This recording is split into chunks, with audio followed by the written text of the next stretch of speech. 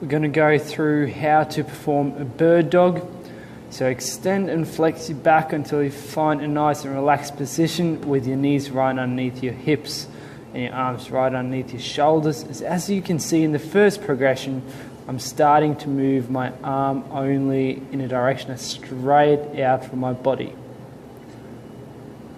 The next progression from here is simply to do the same, but now you want to kick your leg back by squeezing your bum. And as you can see, you still want to maintain a very natural position of your spine without any kind of major rotation happening at your hip. So when I'm kicking back, I don't want my left hip now to fall down or rotate massively. The hardest progression is opposite arm and leg. The same thing happens, extending your opposite arm and leg, maintaining a very natural position of your spine. And if you can't come up into the position that I'm showing you right here, that is completely fine.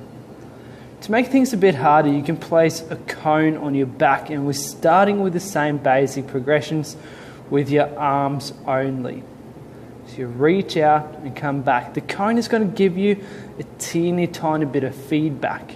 And as you can see, I'm placing my hands back on the ground to make sure that I know where it is before I move on by not touching the ground with my arms.